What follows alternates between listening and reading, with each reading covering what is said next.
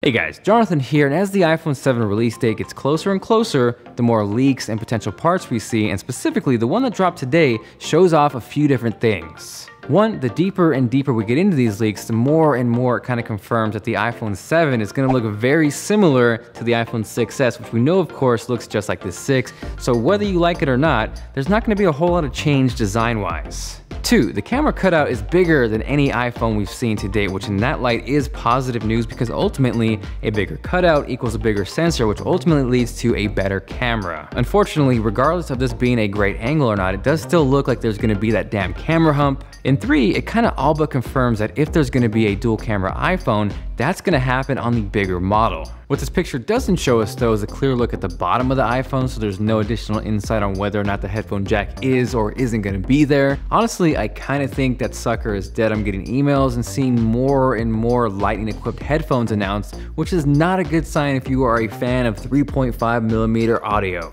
Now, even though the next iPhone will have a bigger sensor, I would not expect them to make a jump as far as megapixels go. The iPhone 6s is currently rocking a 12 megapixel camera, which we should see on the next iPhone. But once again, megapixels are not everything, and I am personally more excited for the bigger sensor over a bump in megapixels. Now, with all that information combined, this is where it starts to get a little interesting for me because it definitely adds merit to the rumor of Apple moving towards a 3-year upgrade cycle as opposed to the current 2-year one we're used to. So for example, the 4 and 4S shared the same design, the 5 and 5S were upgraded, the 6 and 6S were upgraded. And contrary to that pattern, this is where it looks like that is going to change. Now, jumping back to the dual camera, this is also where the naming scheme gets a little bit muddy. Like I mentioned, there's a ton of evidence pointing to the dual camera only happening exclusively on the bigger iPhone. So is the naming scheme going to be the iPhone 7 and iPhone 7 Pro? Or is this finally the year where Apple ditches the number system and simply reverts to iPhone and iPhone Pro? Eventually, and especially as we draw closer and closer to double digits, it's going to get ridiculous. It almost becomes a question of when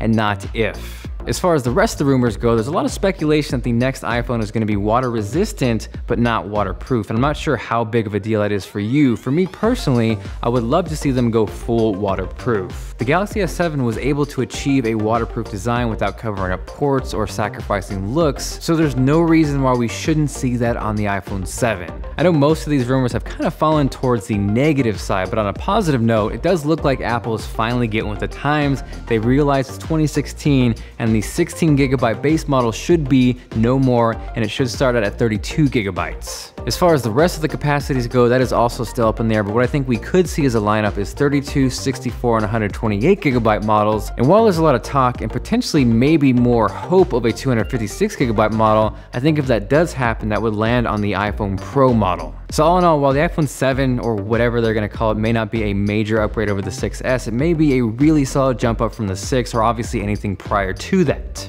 Now, based off these leaks, if the iPhone 7 really isn't doing much for you, you don't want to wait, or you simply just want an iPhone 6s now, if this video hits 50,000 likes, I will give away a 6S or 6S Plus in a video later this week. Obviously, if you're not subscribed, you probably want to do that, and if you want to take it one step further, I think it's time to join the notification squad.